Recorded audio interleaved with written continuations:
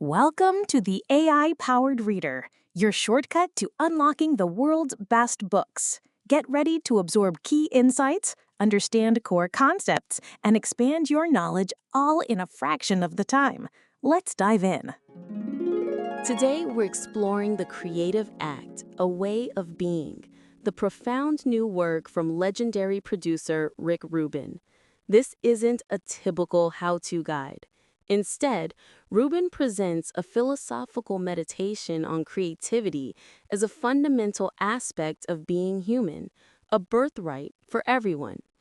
He posits that artists are translators, tuning their antennae to receive messages the universe is constantly broadcasting. This book is for anyone seeking to live a more creative life, not just those in traditional artistic fields. It grapples with essential questions. How do we tune in to the universal source of creativity? And how can we overcome blocks like self-doubt to access a more innocent, childlike state of creation? Our guide, Rick Rubin, is uniquely qualified to explore this territory. A co-founder of Def Jam Recordings and founder of American Recordings, he has won multiple Grammys, including Album of the Year and Producer of the Year. He was called the most important producer of the last 20 years by MTV and named to Time's 2007 list of the 100 most influential people in the world. His unparalleled career has seen him nurture creative genius across genres, from Johnny Cash and the Red Hot Chili Peppers to Jay-Z and Adele.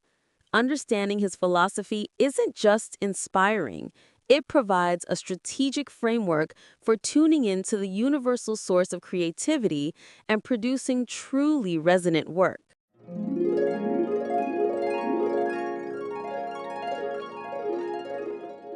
Rick Rubin. I mean, the name says it all, right? The legendary music producer, the guru of sound. He's worked with everybody. Johnny Cash, Jay-Z, Adele, the Red Hot Chili Peppers. But his first book, it's not some tell-all memoir. Nope. It's a philosophical guide called The Creative Act, A Way of Being.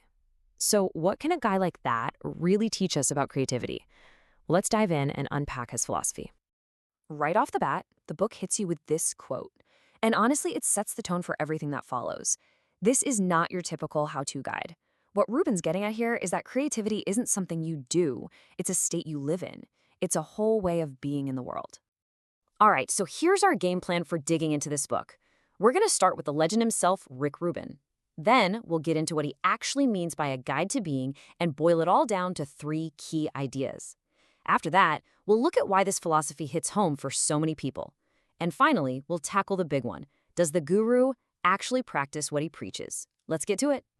Okay, first things first, let's talk about the man behind the book. Because, to really get Rubin's philosophy, you have to understand his track record. The guy's success is just so massive, so all over the map, that when he decides to talk about creativity, yeah, people are going to listen. And I mean, this is really just a tiny snapshot. Think about it. He founded Def Jam from his NYU dorm room. Then he basically pioneers rap rock by mashing up Run DMC and Aerosmith. He completely resurrects Johnny Cash's career. And of course, he's won Grammys for producing basically anyone who's anyone. His credibility, it's built on decades of work that didn't just follow culture, it shaped it. So that begs the question, right? Why this book? And why is it put together in such a, weird way? As you're about to see, the way the book is designed is actually a message in itself. And this quote from Rubin himself really gets to the heart of it. He basically admits, hey, I started out trying to write a how-to guide, but he realized the real secret isn't in the doing, it's in the being. The process itself showed him that it's all about cultivating a certain kind of life, and that's what makes great art possible. The structure of the book is super telling. This is not a step-by-step manual at all. Instead, it's broken up into these 78 meditations on big ideas like awareness and listening. You're literally meant to just open it to any page. Rubin even says right at the beginning that nothing in the book is known to be true, which is wild, right? It's just a collection of his own observations, not a rule book. Okay, so 78 different ideas, that can feel like a lot to take in. So what we've done is distill the whole thing down to 3 essential keys. If you're going to take anything away from this book, these are the big ideas that really form the foundation of Rubin's entire creative worldview. Okay, number one, and this is probably the most fundamental idea in the whole book. Everyone is a creator. Rubin is basically saying that creativity isn't some rare gift that only artists and musicians have. He sees it as our birthright. It's a basic, fundamental part of being human that every single one of us has. And he totally blows up the definition of what creativity even is. It's not just about painting a masterpiece or writing a hit song. Finding a new way to drive to work to beat traffic? Rearranging the furniture in your living room? Just solving a tricky problem? According to Rubin, that's all creativity. By reframing it like this, he makes it accessible to absolutely everyone. The point isn't what you make, it's that you're making something, anything, new. All right, the second key idea is a huge mental shift. Rubin believes that ideas don't actually come from inside of us. He suggests they're already out there in the universe in something he calls the source.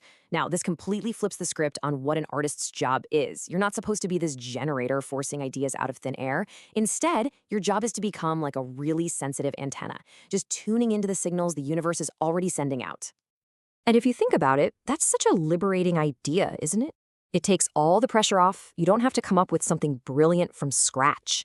Instead, the focus becomes all about cultivating your own awareness, about paying attention, and just being open to the ideas that are already floating around out there, waiting for someone to notice them. And for our third key, it's all about the power of, well, unlearning. Rubin is a huge champion of this Zen concept called beginner's mind. And the whole idea is to see the world without all the filters of your past experiences and all the rules you've been taught. It's about getting rid of what you think you know so you can approach things with the pure, open curiosity of a little kid. He gives this perfect example in the book, the story of the AlphaGo computer. It defeated the world's greatest Go champion by making a move that no human would ever make. So why did it do that? It's not because it knew more than the humans, it's because it knew less. It wasn't weighed down by thousands of years of human tradition and the way things are supposed to be done. It saw every single possibility because it didn't have any of our baggage. So that brings us to the question of why. Why has this book become such a huge deal? Let's break down the strengths of Rubin's philosophy. What is it that makes it connect so powerfully with so many people? Well, it really comes down to a few big things. First, it's universal. It makes everyone feel like they can be creative. Second, it's more spiritual than technical, which is great for lowering the stakes and taking away some of that creative anxiety. Third, the whole philosophy is just incredibly liberating, right? All this focus on play and no rules really frees you from that pressure to be perfect. And finally, it actually gives you small, doable things, little rituals like deep listening or just taking a walk in silence that help you build a real, sustainable creative practice. But, and this is a big but, here's where things get a little more complicated. The philosophy is beautiful, for sure, but does the man himself actually live up to it? And this brings us to the critiques, and maybe the central contradiction of Rick Rubin. So the question a lot of people are asking is this. Is the advice in this book really universal wisdom? Or is it kind of the abstract thinking of a guy who's so successful he doesn't have to worry about deadlines or budgets or difficult people anymore? I mean, is it easy to tell everyone else to just await the universe when you're Rick Rubin?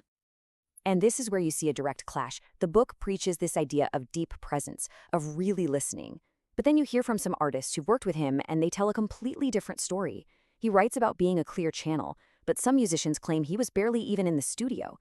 He talks about deep listening, while others just found his feedback to be super vague and honestly not that helpful.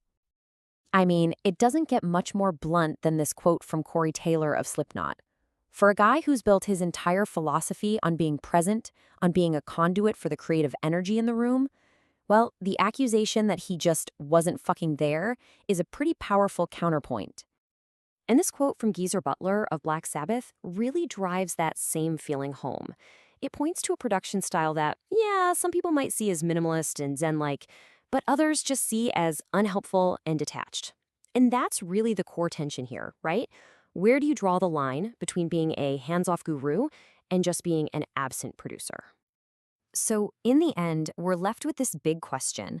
Is the creative act a universal map that any creator can follow? Or is it a beautiful, insightful, but ultimately very personal reflection of one man's singular journey to the top of his field? That's the question the book really leaves you with, and it's one that every single person who reads it has to answer for themselves. That's all for this episode of the AI-powered Reader. We hope today's summary sparked new ideas and brought you valuable insights. If you enjoyed what you heard, please subscribe wherever you get your podcasts and consider leaving a review. It really helps others discover the show. Until next time, keep learning, keep growing, and keep reading, or rather listening.